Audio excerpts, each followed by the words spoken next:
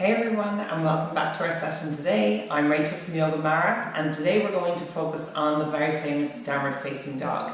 So this is a pose that you will definitely need to know the foundations of, because you will be taking it quite regularly throughout your yoga practice. So this is a really powerful pose for helping to decompress the spine and also creating that lovely sense of spaciousness in the entire body.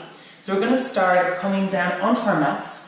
Chest, belly, everything coming down, and you're going to start bringing the hands in line with shoulders, knees in line with hips. You're just going to walk the hands out in front, tilt the hips forward, and slowly hug the elbows in as you gently lower the whole body down onto the floor. So feet are tucked under, and we're going to bring the hands all the way back to the midsection of the chest. So keeping the hands nice and close to the body, fingers spread apart. When you're ready, pressing into those palms on the exhale as you slowly start to peel that chest up and eventually coming up onto the knees. So knees will draw over, or the hips will draw over the knees. And just bringing your attention here to your hands. I want you to look at the fingertips, making sure that the fingers are nice and spread apart. Nice wide gap in between your index and middle finger here. So you're pressing into the earth. So you should be able to see the white of the fingertips there as you press down. On an inhale, we're going to start to send the weight into the tops of the feet. So coming onto the toes here as you hover the knees over the mat.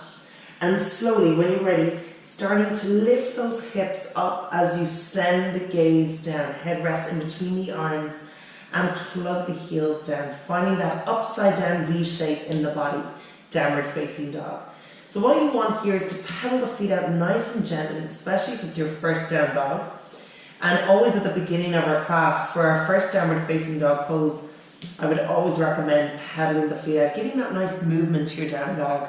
So you're not finding that still pose. If you're staying here still, you won't be able to hold it. It'll start to get quite frustrating. You may just want to give up. So don't worry about adding that nice movement and fluidity into your pose.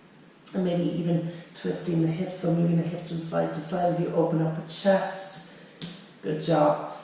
So your feet are hip width distance apart, so your toes are slightly turned in, heels slightly out, and your gaze is at the gap in between your two feet. So your head rests against the arms, biceps against the ears, head hangs in between the two arms, I should say, and your shoulders are rotated outwards and away from the ears. So feeling that nice space in the back body and opening of the shoulders.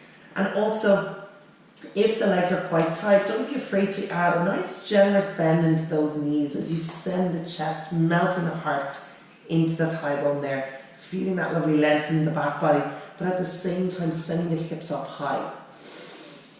Good job. And keeping those feet pedaled out if you need to. Well done. Pressing into the earth, feeling the lovely lengthening in the back body and stretching the backs of the legs. Inhale as you roll the body forward, drop the knees down, untucking the toes here, coming down that right hip, swiveling out in front and finding a cross-legged position. Bringing hands together in prayer to close our session. Thank you so much for joining me. I hope you found that practice helpful, breaking down the foundations of our downward facing dog. And we will see you on here soon for our next pose. Namaste.